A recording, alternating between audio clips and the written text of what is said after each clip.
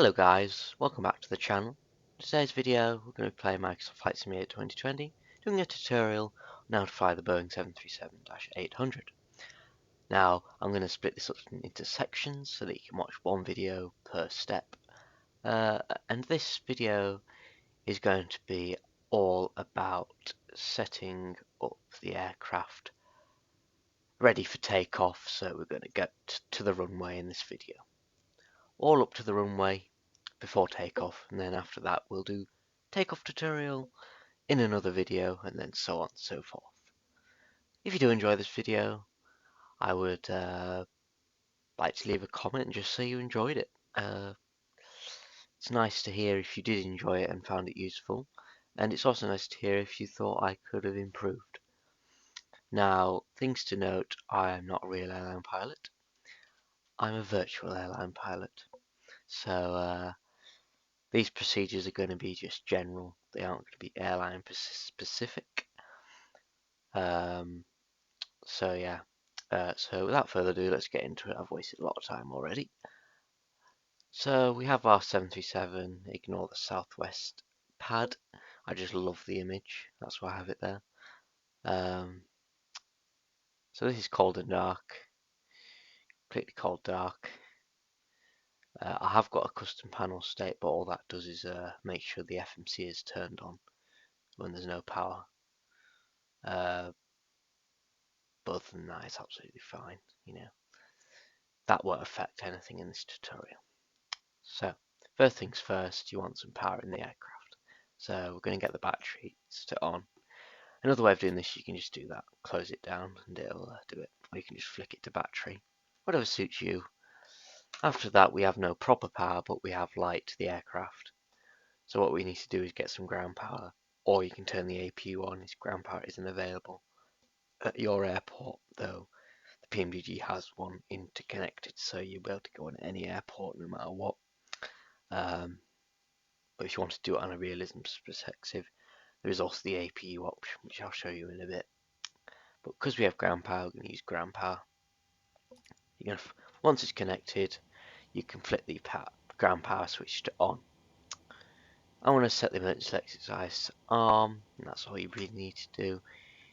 Seatbelt signs and the emergency lights you don't really need to do, but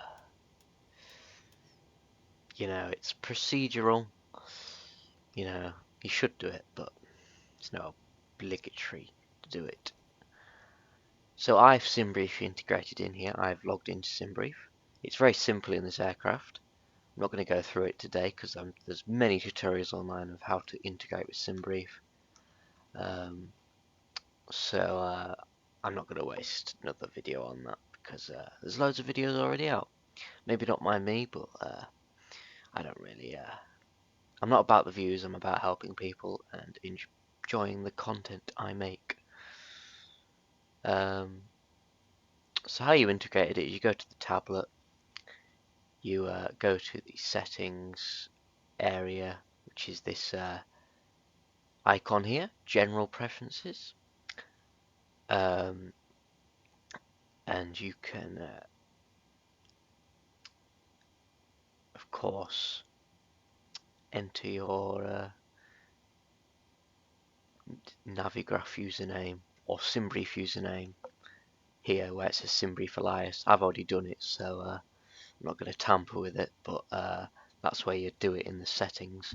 Pretty self-explanatory. You find that in your SimBrief app or web app, you know, and you just put the ID in there. Yeah, it's just a few numbers, that's it. Really easy to find. You just basically go to account settings on SimBrief and it'll show you it from there. But if you are struggling, just find a tutorial online. There's loads, trust me. So we've got the aircraft set up, got SimBrief integrated. First thing I want to do is just request the data from SimBrief on the tablet. Now, so I'm currently doing a flight from Nice to Barcelona. That's what we're going to be doing today. Jet2 holidays. It's not realistic, but I just love this livery for some reason. Don't ask me why. I just do. That's all I'll say. So you're going to put your GPS position in, as I just did. I'm very sorry. I got a bit carried away there. Oops. But essentially, you just go to your position page, go to next page, insert GPS left, and insert it into the box which was shown here. I won't do that again, I'm sorry. Bit of a crap tutorial now, isn't it? But we live on. Then you just put the airport you're at. And if you have the gate, you can put that in, but if not, don't worry about it. It doesn't affect much, but if you can, just put it in there. A bit more accuracy on where you are in the world and where you are at the airport. We're at 52 alpha, it seems. 52 alpha. Sometimes it doesn't register it, so don't worry if it doesn't. It has this time, so that's good.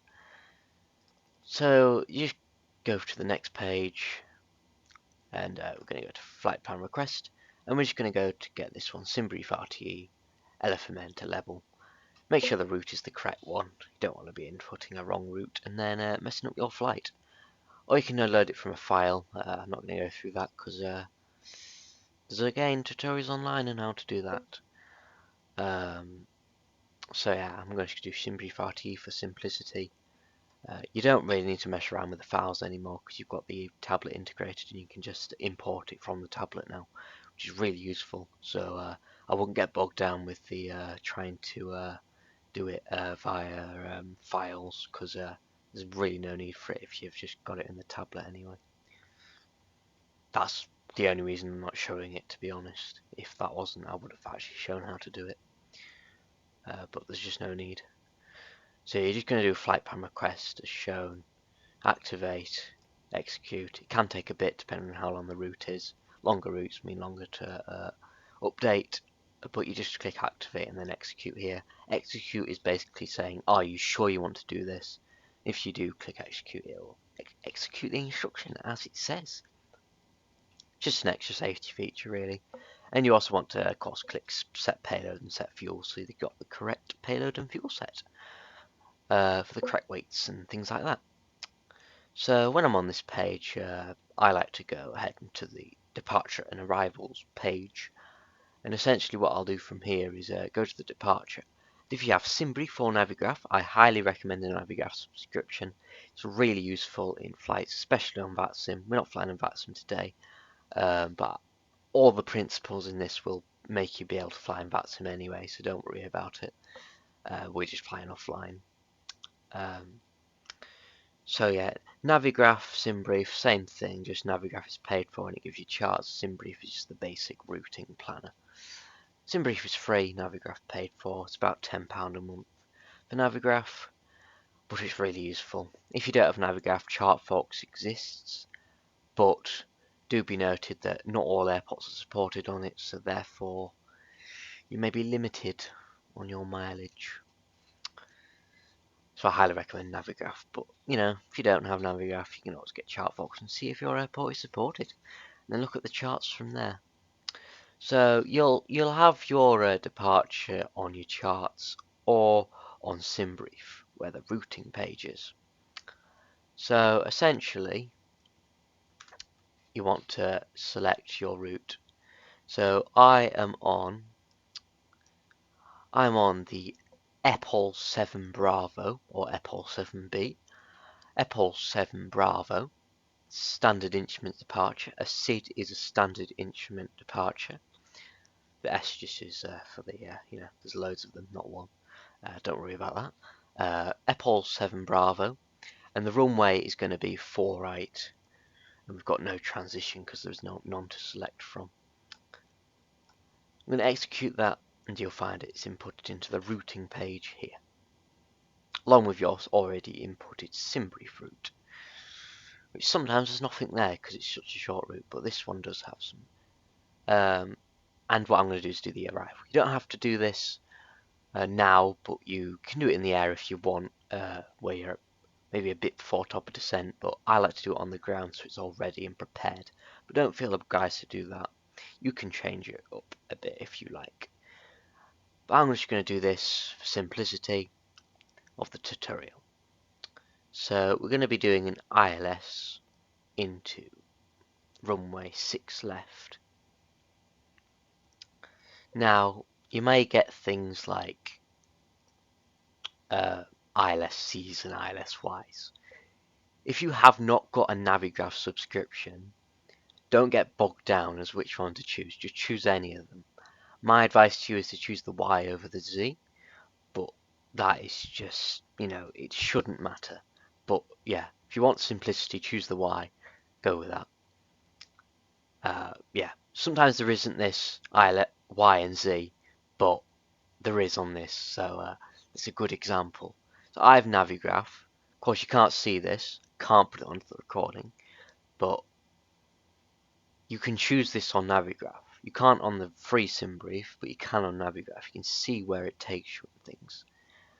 So we're runway 6 left. Right. So I'm going to choose which one I want. So I'm shown with a load of options.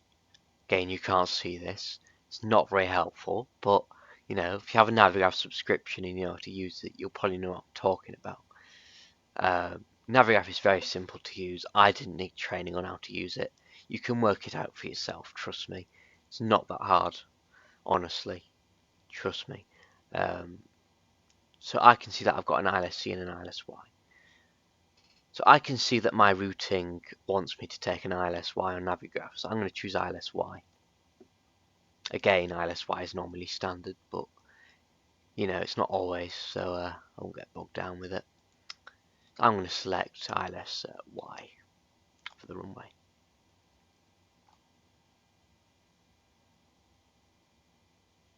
Right. So I've selected that on Navigraph, and yeah, show me that on the routing page, which is what I want. So we need to select our standard terminal arrival route. Again, the S, don't worry about that. Star standard terminal arrival route. That's what it means. So our standard terminal arrival route is the BISBA2 Echo or BISBA2E, which is right here. And we've of course got the ILSY 6 left, which is selected already. Doesn't matter which way you do it. You can do the star first or the approach first. Doesn't matter. Runway, whatever you want. Doesn't matter as long as it's inputted in, really. And the transition is SLL2 Echo according to Navigraph. That doesn't tell me on free sim brief, but it does on Navigraph. If you don't get shown this because you got the free sim brief and you got no charts or anything, just leave the transition out. Don't worry about it. It's not going to be 100% accurate, but it's alright. You can sort that out, and I'll tell you how to. So as you can see, that's our routing inputted. This is the basic routing page. This is just the waypoints. So from Epol 7 Bravo, we're going to Apollo, N86 to MAMES, so on and so forth. SimBrief RTE, that'll just import it all in for you, and then you just select the departure and arrival, and it's all inputted automatically for you once you've selected everything that I've just done. So once you've done this, I like to go to the legs page and check if there's any discontinuities. It'll just say route discontinuity if you have any. As you can see, I don't see any discontinuities, which is good. It's quite rare that I don't see them, especially on a SimBrief import. Basically almost always see them, but this one doesn't. It's all good, simple. But if you do get a discontinuity, how do you clear that? Well, all you do is you click on the waypoint below the discontinuity. So say there's a discontinuity at this waypoint. I'd select Resbo because it's underneath it. I'd select it, you'll see it comes up there, and then I'd put it, and then I'll click on where the discontinuity is. So in this case it'd be LS4. See, this is LS3, these buttons. Click on the one which is got the discontinuity on, and you just input that into there. I'm not going to do it because it'll mess the route up, but that's essentially what you do. You just click Resbo into there. So you select Resbo once, not twice. You select Resbo, Then you just click on that and it'll just insert Respo on there. And then it'll ask you, are you sure? Execute is what you press to insert that properly. Again, execute is, are you sure you want to do this? Yeah. So that's how you clear discontinuity. Now, if you get any vectors and you're not on VATSIM, I recommend you get rid of those, but you can fly vectors if you want to. You're not obliged to fly the vectors, but you don't have to if you're offline, because there's no rules offline. If you're on any sort of ATC like Beyond ATC or VATSIM, click the vector in, as that is part of your route and that is what the controller will have. They will vector you because that's what they have. You will have filed a SimBrief flight plan. Again, there's tutorials how to do that. Don't worry about that. This is primarily for the 737. This is nothing to do with SimBrief or Navigraph. You need to know how to use those for this video. Watch tutorials on those, and then you can watch this video and you'll understand it better. But generally, SimBrief and Navigraph pretty self-explanatory to use. You just need, basic things. So, just check the route, any vectors. Right. So I'm going to go legs page. We're going to check for vectors. We do have a vector, but don't worry about them until you've finished with the route.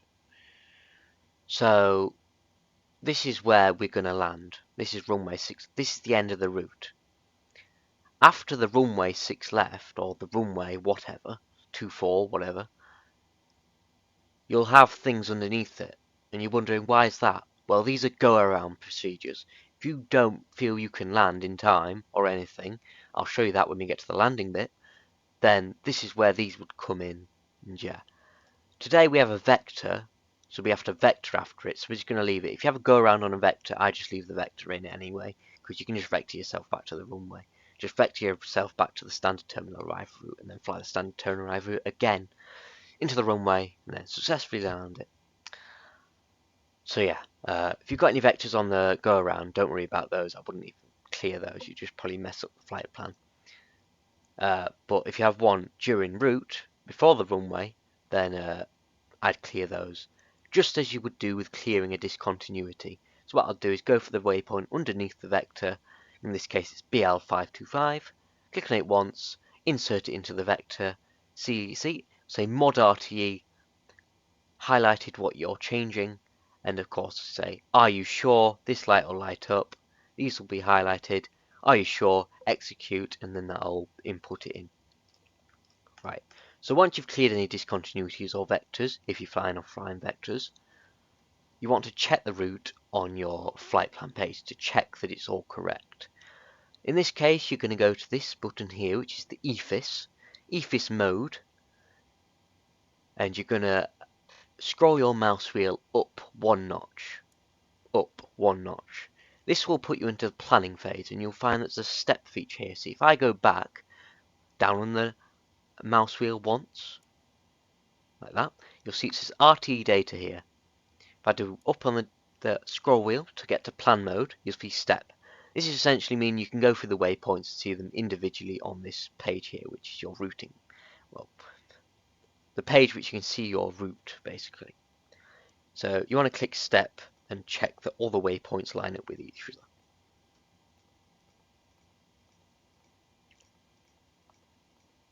As you can see, we have a clean ILS into the runway. That's all great. The routing's all good. We're going to be able to fly the route, no problem. So once you've done that, you can scroll down once on the mouse nose wheel and it brings you back to the normal nav mode.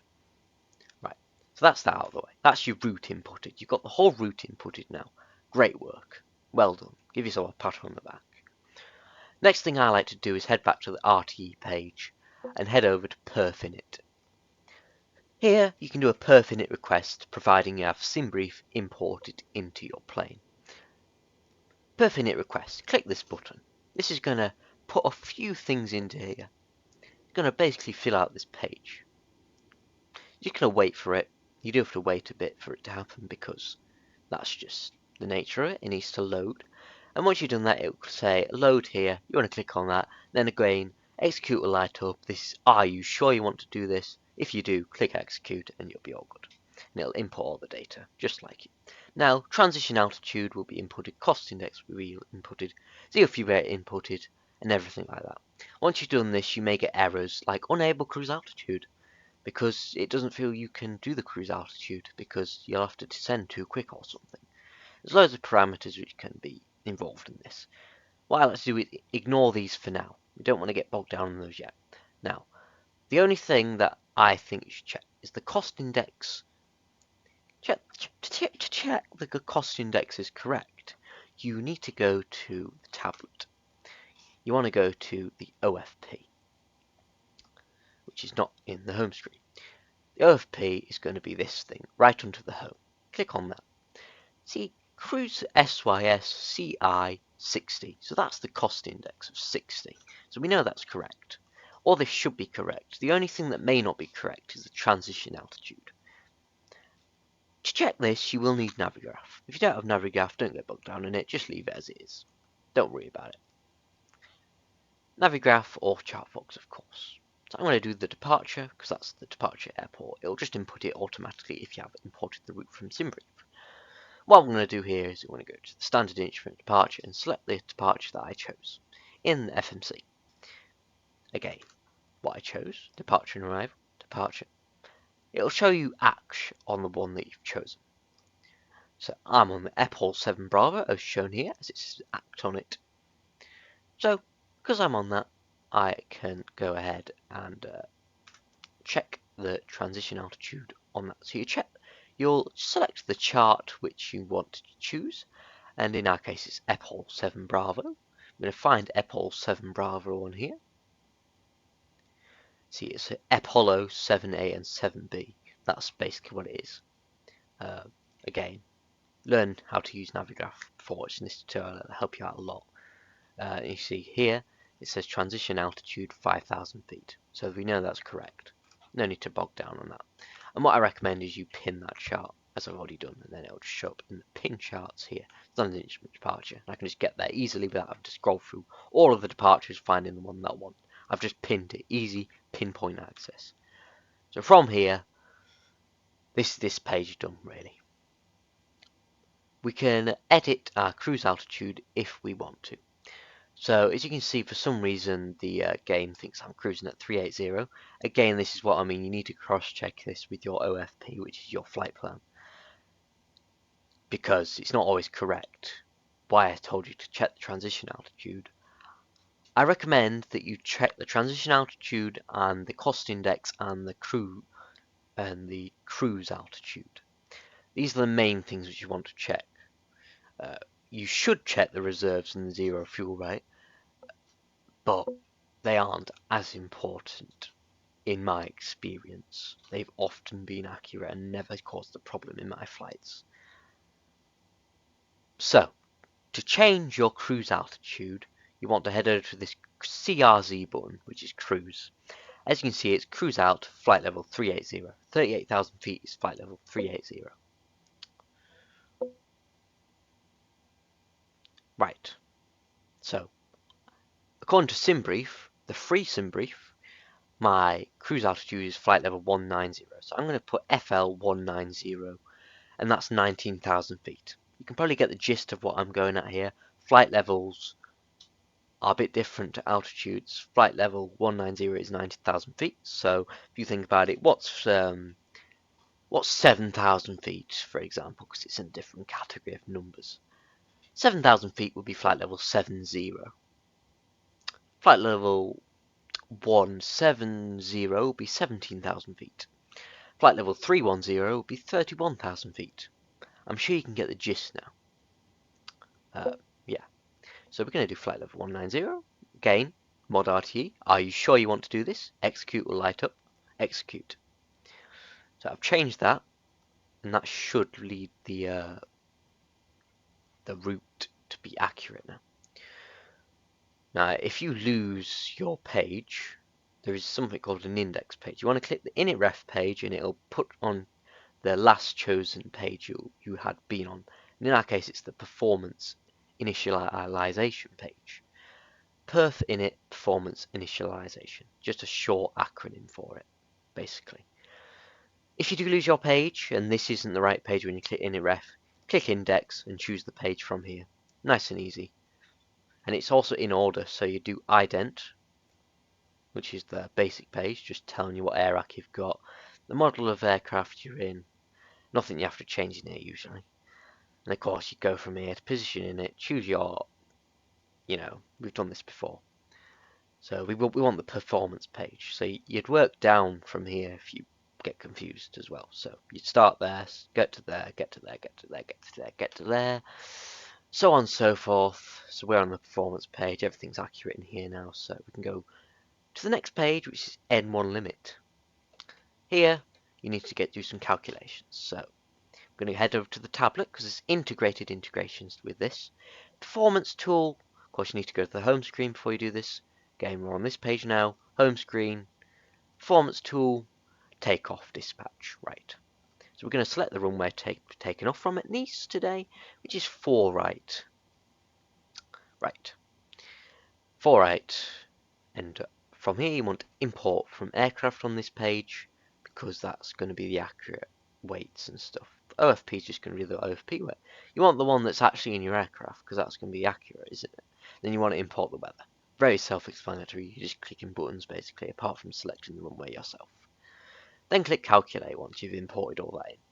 This will give you all the information you need for the next 2 pages actually. So this page, all we need is the cell temp, which is going to be 44 degrees. Cell temp here, 44. You're going to input 44 into here. 44, input it here. Plus 44, plus 17 degrees. Right, that's what you need to do. Another thing you do need to do actually is check the the RTG. We're doing a TO1 takeoff today. As you can see, there's different ones. There's TO, TO1, TO2, and TOB.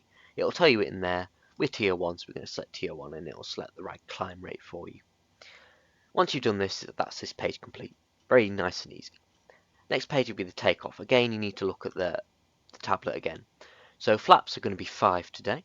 As you can see here, flaps 5 degrees. You can put 05 or 5, up to you. Completely up to you. And you'll see speeds, but don't worry about those just yet. We'll worry about those in a moment. And with CG, you just want to click on there, and it'll automatically import it in for you. CG 25.3%, and it'll automatically show you the trim then, 4.86. And then you just want to cross-check this with the calculated trim. 4.85 is the calculated trim. That's about accurate. We'll put 4.85 in there because the tablet is often more accurate. Again, it probably wouldn't matter, but always nice to have accuracy as close as possible. So we're going to input 4.85 into here. Nicely done. That's the trim done. Right, next page. And then of course automatically input just click on them and it'll input your speeds. It'll just basically put what's shown here basically. If this is turned off, if it says QRH on, they won't show the numbers. So you need to have it shown to off, which means it's on, to show the numbers and input automatically. If you do get stuck with that. So that's takeoff page complete. You can do this page, but for simplicity I'm not going to mess with it. That'll be a more in-depth tutorial for you. I want to keep it as basic as possible just to get a simple flight done. So, right. So that's basically the route done. Route done, departure, everything for departure is ready basically. So you could have, of course, got your ground services ready at this point, but we didn't do that because we're going for simplicity. That's pretty self-explanatory. If you have GSX, use that. If you want to use the integrated systems, which are with PMDG, you've got all those for you. Stairs, if you want to use the jetway, you select jetway and then you'd select on the menu page ground services, quest and release jetway. If that button is select stairs, the jetway won't work from that page shown previously. I'm not going to do any boarding today because I don't need to. It's not a tutorial about that. It's a tutorial on how to fly the plane.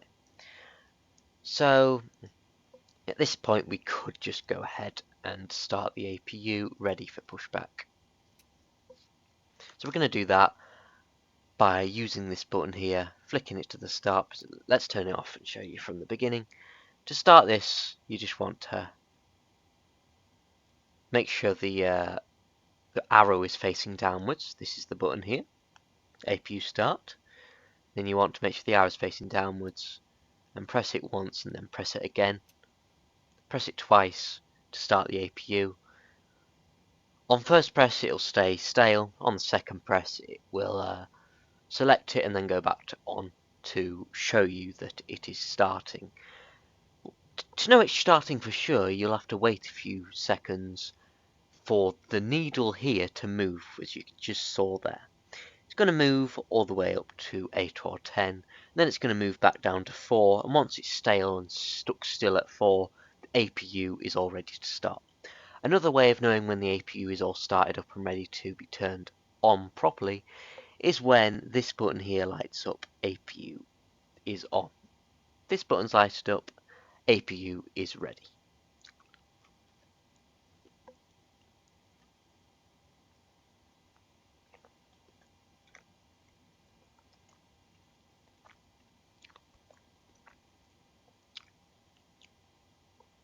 As you can see from here, APU gen off bus. This means it's on because it's listing up. Middle light listing up, APU is ready. As you can see, it's stale at 4. You can't see the 4 anymore, but it's stale there, not moving. Now, how do you turn the APU on, you may ask? Turn the APU on, you simply press the 2 middle buttons. That is when the APU is switched on. The light will come off because the APU is initiated and on, so it doesn't need to tell you that it's ready to start. That button just means it's ready to go. It's not on, but it's ready to start. When you are, click these 2 buttons to start the APU, and you're all good. Right, so we've got APU power. Now we can disconnect the ground power unit, because we've got power from the APU, which is the aircraft's own power source basically, other than the engines, because we haven't got the engines on. APU is a temporary power, only meant to use for when parked at a gate, when you're getting ready for pushback and pushing back. And once you push back and you've got the engines running, you turn the engines on, because once the engines are on, you'd switch to engine power, which I'll show you how to do once we've pushed back, and you can turn the APU off at that point.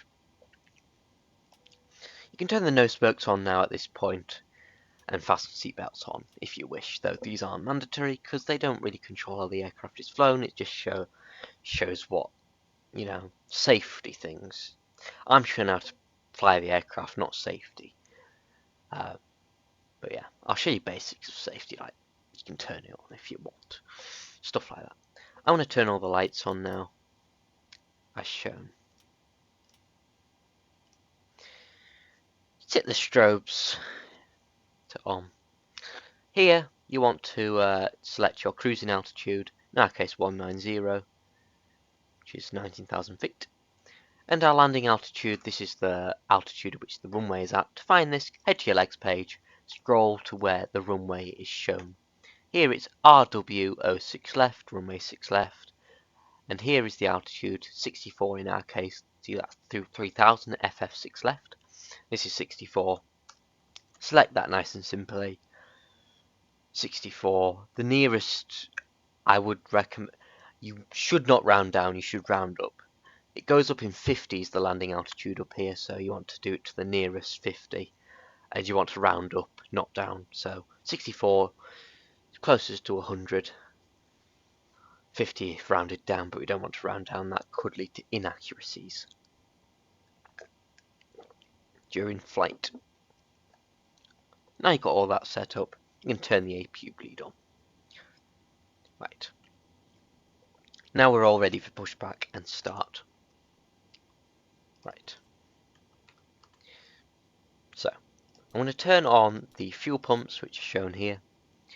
These are always going to be turned on. You flick all those switches on. That's fuel pumps, ready for fuel to be inputted into the aircraft once the engines are going. So those will light off once they're on. If these ones up here, don't always need to be turned on. The way you know they can be, if they need to be turned on, is by looking down here. Right, you'll see here we've got 3.21, 3.21. This means that we need the left and right fuel tanks inputted. This is always happening. You always should need these turned on. And that's why we do left and right fuel pumps to on. There's 2 per side. That's why we turn those on. If there's a number on, then they need to be turned on. So left and right have numbers. They always should do. You need to turn the left and right fuel pumps on. If this says 0, then you don't need to put the center tanks on, which is the one above them. These ones. If that is shown as 0, don't touch them, leave them off. If there is a number there, however, you want to turn them on. By just doing the same, you turn them on like this. And yeah, so I'm going to turn them off because I don't need them on because I've got a 0 there, but you just do the same thing. Right.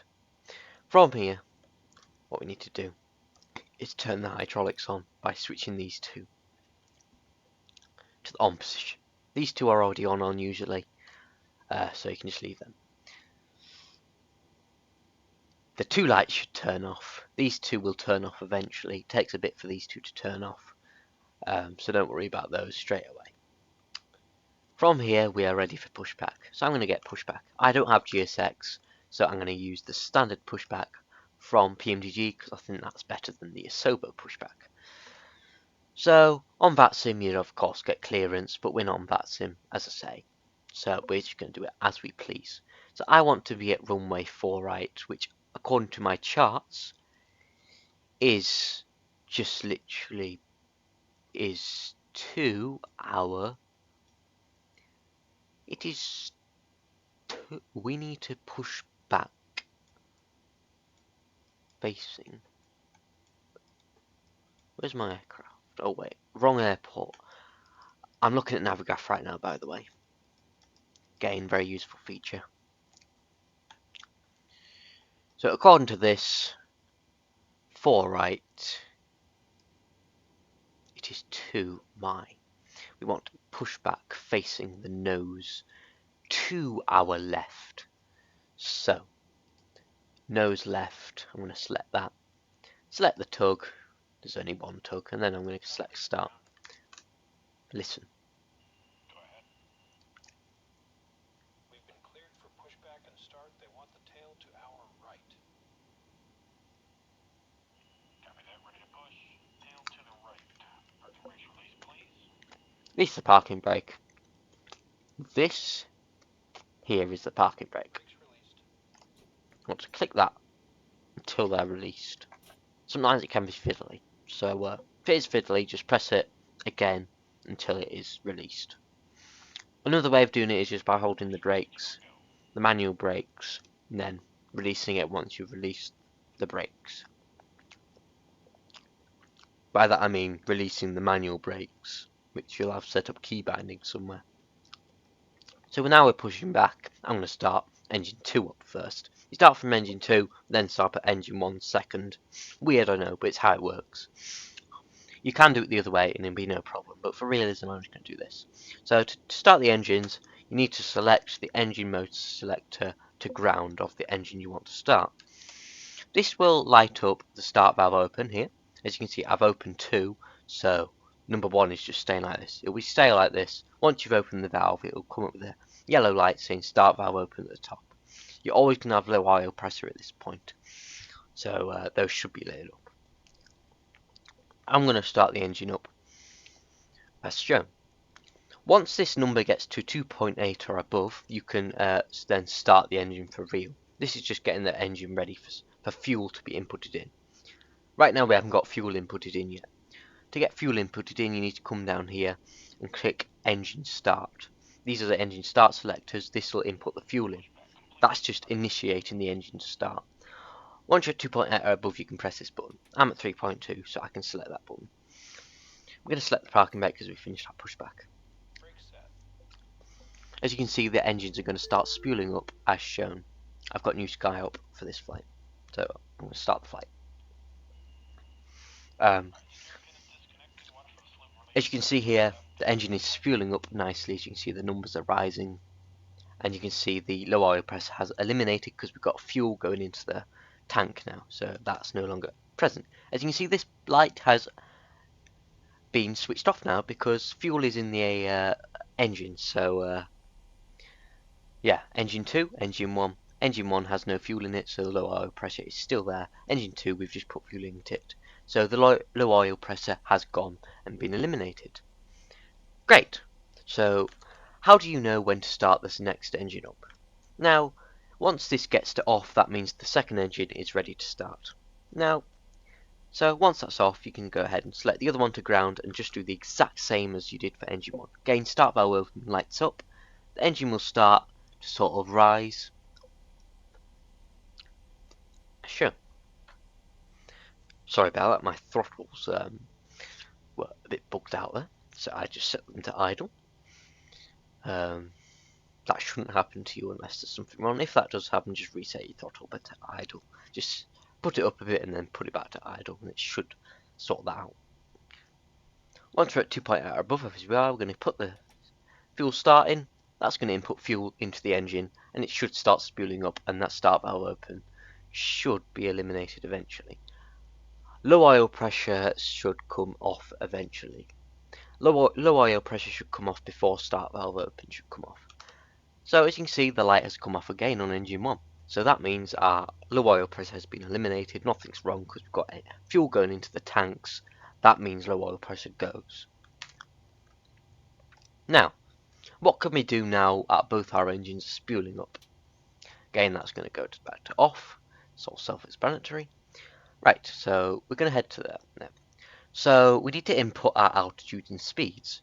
What I like to do is input the transition altitude into my altitude selector. I'm going to do that right now. Or just do the altitude you're cleared to by ATC if you're on an ATC platform. For the speed, you want to select the V1 speed. In my case, it's 138. I'm going to select 138, as shown there.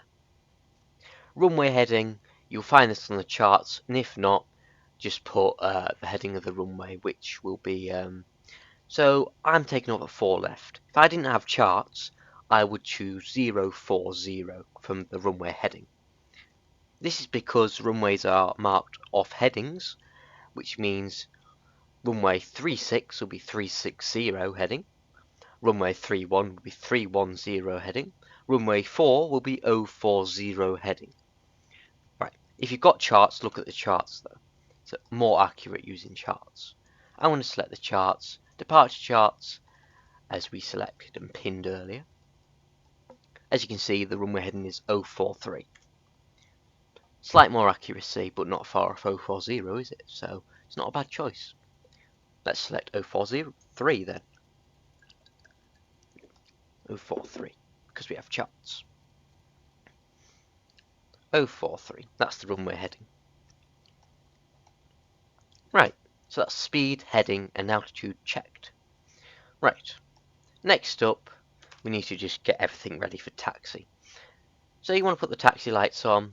You want to put the power mode to engines now. To do that, you simply have to do the opposite of what you did to the APU. To turn the APU on, you press these. To turn the engines on, you just press these, the outside buttons. And then once you've done that, you'll find the light lights up again for the APU. This means the APU is ready to be started, and it can be started as doing what we did before. We can just start it up again. But of course, we want the engine power, so we're going to choose engine power by selecting these 2 generators. Right. Now, to eliminate this button, which we don't want at this point, you just simply flick that up. Make sure the up arrow is showing. Click it once. If it's on the on position, that light will go because the APU isn't ready. It's not started up. It's just not there. You can also turn the APU bleed off. You should do that before you turn off the APU, but it doesn't really matter. It doesn't really affect operations. Now at this point, you want to put the probe heats to on, window heats on, which are all here. Window heats here. All those lights should turn to green, on. These you want to turn off when the light should not be shown anymore. It should be blank. And then once you've done that, you want to click the yaw damper to on and the light should go. At this point, you just basically want to eliminate all the lights, essentially. Apart from these lights. Yeah, don't worry about these lights. Packs can be turned on. This is what allows air to flow into the cabin. Some airlines turn these on for takeoff, some don't. Budget airlines don't to save costs. Some airlines do.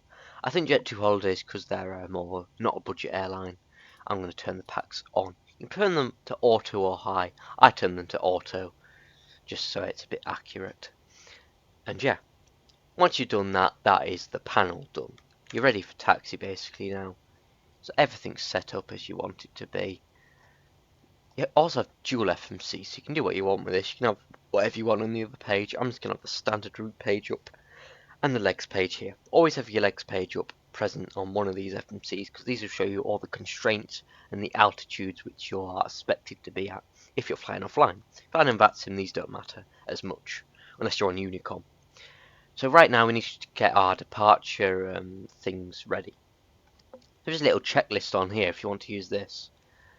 Before takeoff, flaps and stabilizers trim. So we want to set the flaps as shown by the checklist. Our flaps today are flaps 5, so we're going to select flaps 5, which is 3 notches. See, flaps 5 is set. Flaps lever is here. You can set that by mouse or using inputs. I've got inputs on my joystick, so I'm using that. Flaps are here. Set the flaps to whatever you were given in the departure page, and you'll be all good. Altitude constraints will be shown in charts as well, so don't get bogged down with those. Right. So, got the flaps set. Stabilizer trim is set, as you can see. So yeah, that's before takeoff checklist complete, apart from we need the auto brake to RTO, which is rejected takeoff mode essentially.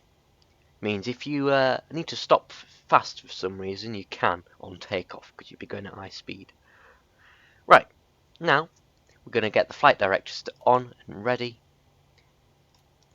Once you've done that, you can select VNAV and LNAV to on. And yeah, VNAV is going to be controlling your speeds and the rate of descent and climb.